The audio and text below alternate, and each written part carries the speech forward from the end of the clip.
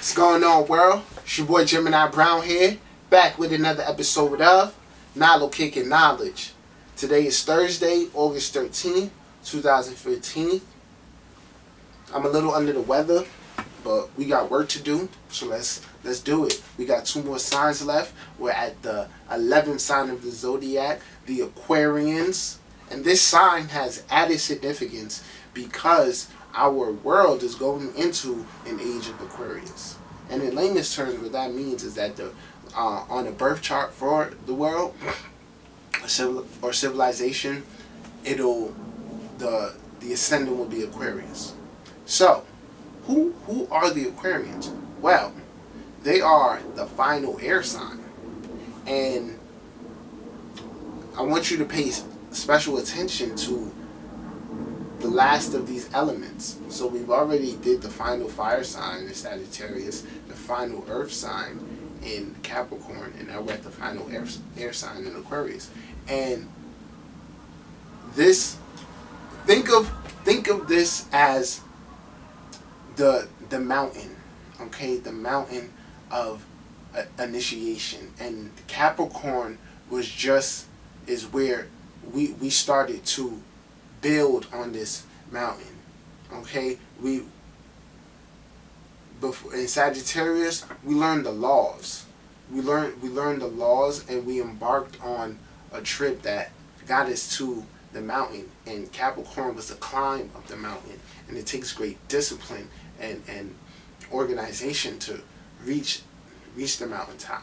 So right now, we're here, and on this mountain, it's time to meditate. And for the air signs, meditation is highly stressed, okay? Because we want to center the thoughts and open the channel for the insight to come through. And one thing about the sign of Aquarius being ruled by Saturn and also Uranus is that there are lightning bolts of just insight that helps move the world forward. And that's very much so the meaning of the Aquarius incarnation. The Aquarians are here to be the water bearers of humanity, for humanity. And rather than tell you what that means, I challenge you to go out there and first look up the symbology of water. What does water symbolize and mean? And then look up some pictures of the water bearer and association to Aquarius, and meditate upon that, because I'm stressing to you that meditation is key here, because the plan, the real plan, or the real insight or enlightenment will come through meditation, and come through many forms before. Aquarius is designed to come through meditation. So, a little bit more about the Aquarians. We already said that your purpose here is to be the water bearers for humanity, and to do that, we like to work through social groups, right? Now, this axis is one with Leo, where Leo is about discovering our individuality and letting it shine and letting it be known, okay? Manifesting our outer throne through our inner throne. And Aquarius is the sacrificing of the ego for the greater good of the group, or for humanity. Okay? So the ego is well identified here, but it needs to be sacrificed in turn for the group. So there are different levels of growth, and at a real low personality level, Aquarians can be very manipulative and just flat out use people for their own personal gain and advancement. So that's one thing that you need to keep in mind. And what you do, you need to do from the heart, okay? So your intent here and the things you want to do, it has to come from a real place. And that's really what the Aquarian energy is about. It makes people know that they have a duty to fulfill to humanity. It's just a matter of differentiating the reason for that. So another thing I want Aquarians to work on, to overcome, is a tendency to be self-destructive. And with these last two signs of the zodiac, Aquarius and Pisces, I find them to be the most self-destructive. And it goes to the saying, to whom much is given, much is expected. And there's a lot of power and understanding within these signs. So everyone's given to make a mistake, but it seems like the mistakes that these guys make aren't mistakes. They're ways of drawing attention or just being rebellious. So that's definitely something an Aquarius needs to overcome, the ability to be self-destructive. You need to find your purpose, and you do that because you don't know how to get the attention. And that's why Leo seems to be an attention freak, because they may seem to do things and get the eyes on them, where Aquarius does it in a self-destructive way. So always remember, you'll get respect when you do things that garner that. Now, a secondary, of course, we want to look at Saturn and Uranus, but some other planets to look at with Aquarius is Jupiter, and it would be Jupiter, and I'll also say look at Mars. And the reason I say Mars is because Mars is your motivation and your energy.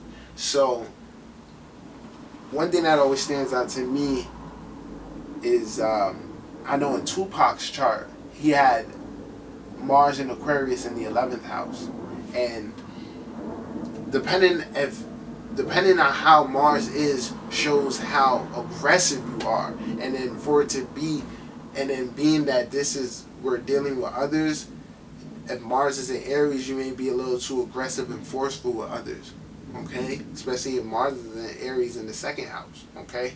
So your speech may be very forceful. So I think Mars is something to pay attention to. And then I say Jupiter because Jupiter is our wisdom, okay? And at this level, the plan that you unravel through meditation is strongly influenced by your Jupiter. What kind of knowledge are you going to receive in this life, okay? Now, the age of Aquarius is what we're on the threshold of moving into. And for Aquarius sons, especially like career-wise and things, you'll find that you'll be drawn to fields with technology. And that's a huge theme of this Aquarian age, is technology. So there may be, not just like a Gemini has a natural affinity for media and communication, and Leo for the stage. Aquarius for science and science technology. I don't know Thomas Edison's zodiac sign, but whenever I think about Aquarius, I think about him because of that lightning flash of insight that goes off. And I always just think like, wow, electricity. What would we do without it? And like, what kind of meditation and self-reasoning was he doing to arrive at his discovery? It's amazing. So you definitely want to, and if you're not, adept at with technology, you'll want to do that and hammer those skills. You're probably natural. You'll find you're a natural at it. So another note I want to make about Aquarius is that how Saturn and Uranus is working is that Saturn causes fear and anxiety within people. It makes you feel like, okay, I need to do the right thing. This is how we do it. Now, I feel like Capricorn is more about conformity and just maintaining the order and structure or creating new structure. Now, in Aquarius, I feel like Saturn's fear and anxiety that he puts into the native forces them to be rebellious or to own their true nature, to really be who they know they are inside. And I think the evidence in that is all around us. So meditate upon that fact that through the fear and anxiety of Saturn, it causes the native to embrace their Uranus qualities of eccentricity and rebellion and social change. Okay? So let's do a quick recap here. The Aquarian incarnation is about sacrificing one's basic will for the greater good of humanity. Okay? And Aquariuses like to make their mark through social organizations. And in layman's terms, they're here to be the water bearers for humanity. So meditate upon that. They need to overcome their their tendency to be self-destructive. They also need to learn how to work with others selflessly. Okay, make sure your intentions are good. You can't solely want to benefit from an ego standpoint. All right. Thirdly, if you have fear and anxiety about something, it's more than likely due to the fact that you're not embracing a higher aspect or another quality of yourself. So that is a key thing attached to an Aquarius incarnation. Alright? That was my interpretation of the Sun in Aquarius. I hope you guys enjoyed. If you haven't subscribed to my page, feel free to do so. We got one sign left, and that is Pisces. Until then, peace.